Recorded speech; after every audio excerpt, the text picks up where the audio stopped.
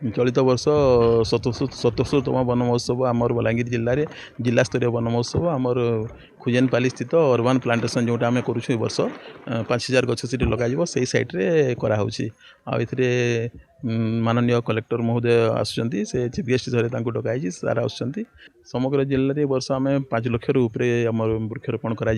तार संगे संगे आम चारा डिस्ट्रीब्यूशन करा आम 9 लाख चारा से रेज कराई आमर आउ कि चारा अच्छी तेणुक आम पाखापाखि 14-15 लाख चारा भी आम डिस्ट्रीब्यूट करूँ तार संगे संगे आम डिपार्टमेंटाल प्लांटेशन 5 लाख सिलिंग आम लगाई ये वर्ष आमर धार्य कराई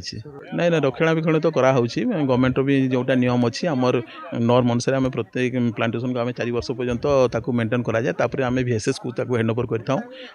समस्त प्लांटेशन जहाँ भी पुराना प्लांटेशन जहाँ भी अच्छी सरकार बर्तमान जो नियम कानून जो हिसाब से आम नॉर्म अच्छी से अनुसार आम प्रत्येक प्लांटेशन आम फेंसिंग सिस्टम कराई जहाँद्वारा कि माने जहाँ भी गछ लगा सब भल भाव प्रोटेक्टेड होकर रोचे आउ 100% सर्वाइवल अच्छी आम प्लांटेशन माने नहीं खैर काठ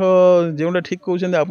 चोरी तो होची माने आप कथार सहमत किंतु आम पार पर्यटन आम साइड रू चेष्टा करें माने चोरी न हो तापर जोटा खैर काठ भी चोरी होची सेटा प्राइवेट प्रजा मान जोटा निज जमी जोटा अच्छी से काटिक बिक्री कर भी नियम नुह कारण से आम डिपार्टमेंट को एप्लाय करने कथा टीटी रूल अनुसार एप्लाय कले जाकि करने कथा किंतु जंगल रे खैर काठ बर्तमान चोरी होनी सेटा मु 100% गारंटी देवी जे समस्त स्टाफ को माने